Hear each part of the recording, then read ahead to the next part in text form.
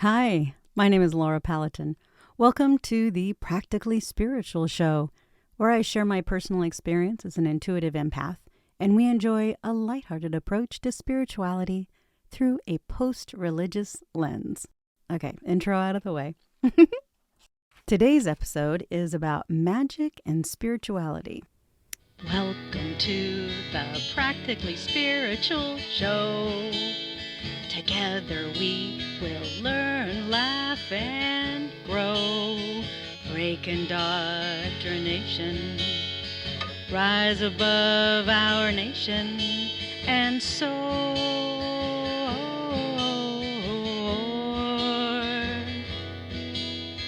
Welcome to the Practically Spiritual Show. Historically, we've been told that either you're religious in the country where I grew up, America, that would be Christianity, or you're an evil demon person and you are reaching into darkness and risking very bad things.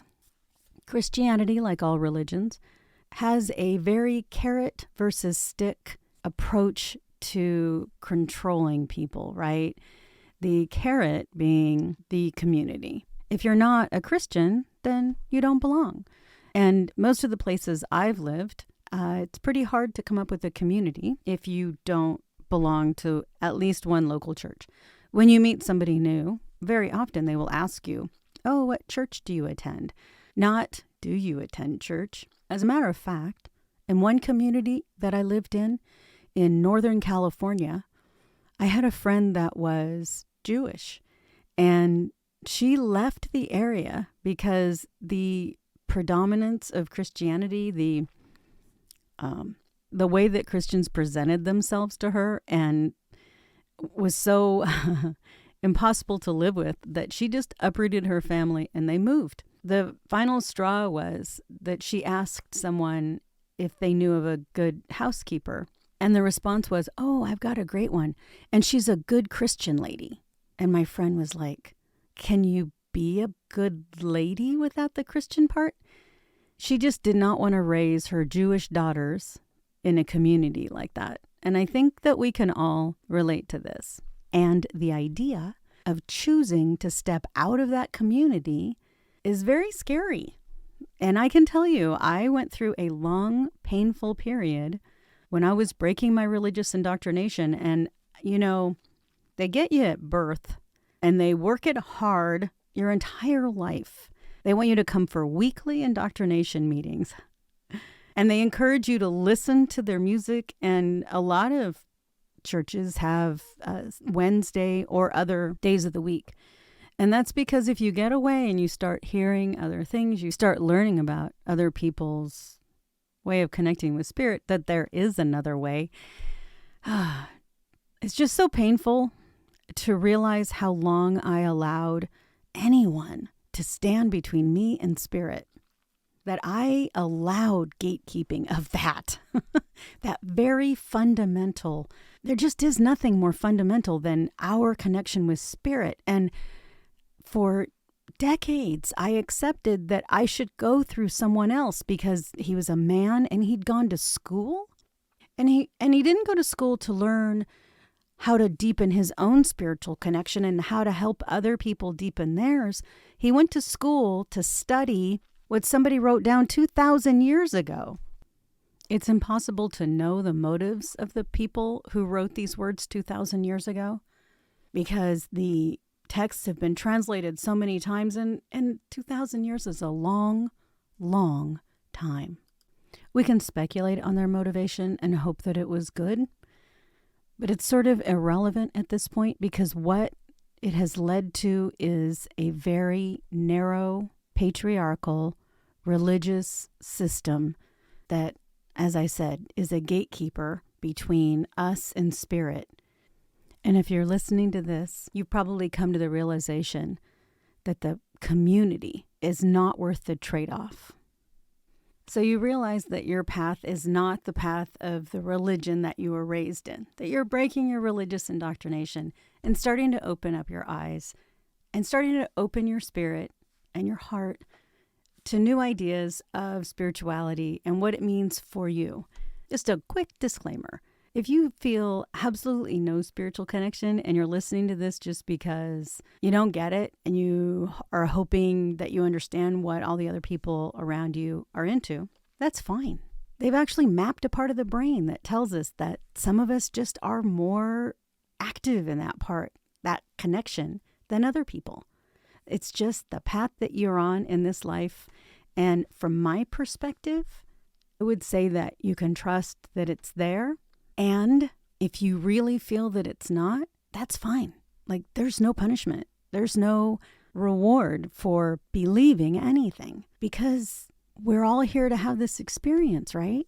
And we came into these bodies with this plan. And if you don't feel connection, then that's the plan. It can't be wrong. I'm fond of saying there is no them. You cannot be a them. You cannot be left out of this because you are inherently part of it. And honestly, if I got to the end of my life and I found out everything I had come to believe was absolutely wrong, I'd be totally fine with that. I might sound crazy. My experience of feeling the connection to spirit my entire life and feeling like religion was a barrier between me and a deeper connection has been amazing. It's just been the best. And living the way I live now, feeling that connection, if I found out later, oh no, that was just the earth and the trees and the other people, and that there's nothing greater, I'd be all right. So I'd say trust me. It's just exactly the way it's supposed to be. So back to magic and spirituality. For people that do not feel the connection, this might sound ridiculous. I've seen the meme, you probably have too, that says a person that cannot hear the music thinks that the people who are dancing are crazy. So for people who don't feel that connection, for people who are not inherently spiritual, we can seem kind of crazy, right? Spirituality can just seem like something that's completely separate from their lives, and they need to put it in a category. Magic works as well as anything. It just doesn't make any sense. It's ethereal. It's not something that they can connect with. So anything that falls into that category can be seen as magic.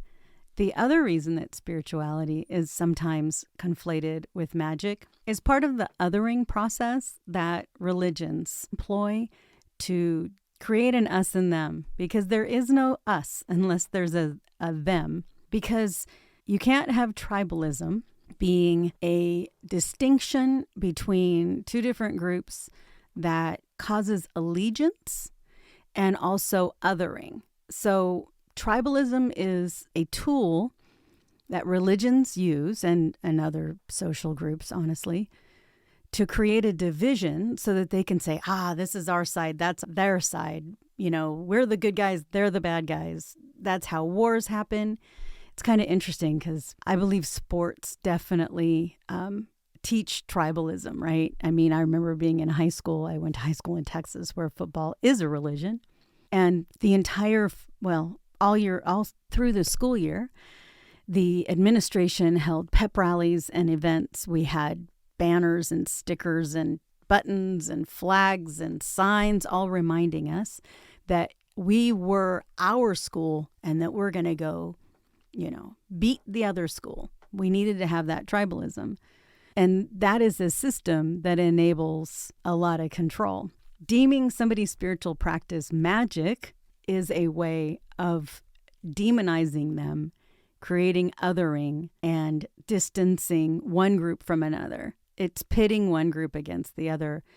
And in that way, they more strongly solidify who are the Christians, who are the religious people, and who's the them. Personally, my spirituality is extraordinarily simple. Ritual is something that you can create in the moment to meet a need that you have. We as human beings love ritual. It speaks to a deep need inside of us to have continuity. So magic provides rituals for people who do not want to be part of a religion. And that is just as valid as any religion. You're not going to reach into the darkness and pull out a demon. That is something that religions teach you and popular movies reinforce, right? There's nothing on this earth that you can experience that is going to touch your soul in a negative way. You were fine before you came into a body. You're fine while you're in a body. And you're going to go on existing exactly as that glorious beam of light when you leave your body. Every ritual that you choose to participate in is something for you that you use to give yourself permission to move forward. Look at the ones that we're familiar with. Marriage. It's a beautiful ritual. It doesn't really change anything though, does it? We enter into it and we make agreements in front of other people. Two people who are getting married, one who believes in it 100%. For them, it's a transformational experience. And the person standing next to them, the person who's taking those vows, signing the papers, if they have not bought into it, it's just something that they did. And it really has very little impact on them. Two people doing the exact same thing at the exact same time, having completely different experiences. In my opinion, that is where the magic lies in ritual. We can all say words. Don Miguel Ruiz tells us that our words are like spells. They're magic. And the power that they have is undeniable. A big part of that, however, is how it is taken by other people. We always need to be mindful of our words and our actions and how they may be received by other people. But anybody that's done a single post on social media and had trolls come after them and twist what they said knows that you really don't have as much control over other people and how they take what you say as you'd really like. The magic is in the interpretation. So as you break your religious indoctrination and you start to open yourself up to what really resonates with you, whether it's something like the chakras that for me have been a marvelous tool. And when my throat feels tight, when I feel constricted there, I think about like, am I voicing myself? Am I sharing my truth? Am I holding myself back in this situation because I'm afraid of hurting somebody else's feelings? So for me, the chakras are very powerful, but for you, it may be something else. It may be something from the Wicca tradition. It may be speaking spells and lighting candles, and that is fine. It's fantastic. And if you try that because you're really drawn to it and it doesn't end up resonating with you, the experience is still super valuable because you may find yourself in the presence of somebody else for whom that is really important. And being able to speak that language with the person is incredibly valuable. When the solstice rolled around this year, I really wanted to do a ritual. I wanted to do a ritual that enabled me to release what had been happening in my life that I didn't want and set an intention for the time period going forward. Of course, you can do this absolutely anytime at all. For me, I live on the South Oregon coast. We're pretty far away from the equator, and the difference between the shortest day of the year and the longest day of the year is profound. So I like to use those breaks as a marking point. That just works for me, but it could be absolutely anything for you. It could be your birthday. It can be Tuesday. You know, you can start over every Tuesday, but I just really like to use the solstices as bookends to end one section and begin another. Honestly, when I worked in an office, it was Monday. It was so funny because people would roll in on Monday and be like, oh, no, not Monday. And Monday was my day to clear the slate and start again. And I loved Mondays. And that's just about how my brain works, right? I'm always looking for that way to turn something negative into a positive. So as it happened on the solstice, for whatever reason, we just had a bunch of people at my house. My partner was here and two of my kids and a couple of extra people. Sunset was around 9:30. And I can't explain it to this day. Most of the time, my family's home at 9:30 at night. But for whatever reason, for about 20 minutes, everyone was gone. They got into different cars and ran errands doing different things. And I was alone. So I dug out my magic wish paper, which is really cool. They do not sponsor me in any way, but I'm a big fan. It's this tissue that you can write on, crumple up, turn it into a tube, light it on fire, and it floats away. I like it as a ritual. It just really works for me. Burning anything is fine. It's just kind of fun to see it float away. So I went out on my back deck and I did a ritual all by myself. It could not have been more perfect. I released fear in all its forms. And I keep reminding myself of that because here I sit making my podcast for the first time. Not going to lie, it's a little bit scary.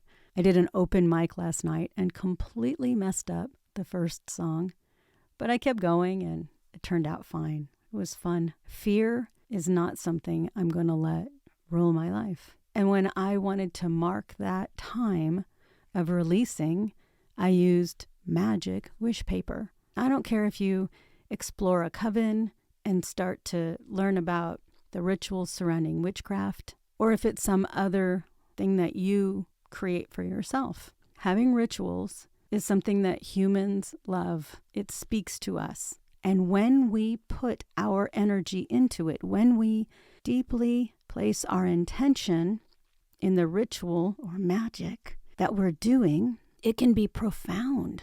So don't discard magic as something that is dark and scary and risky. You are not at risk here. The worst thing that can happen to you while you're in a body is for your body to be hurt, or for you to allow somebody else to dictate what your spirit is capable of.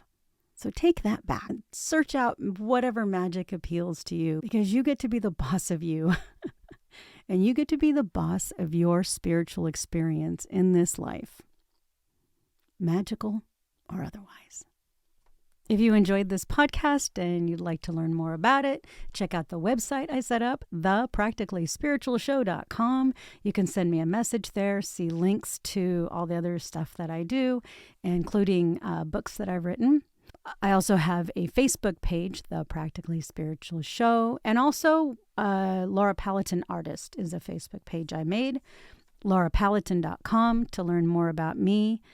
And I'm on TikTok, Laura_Paladin. I think that's everything. Thank you so much. And remember, there is no them.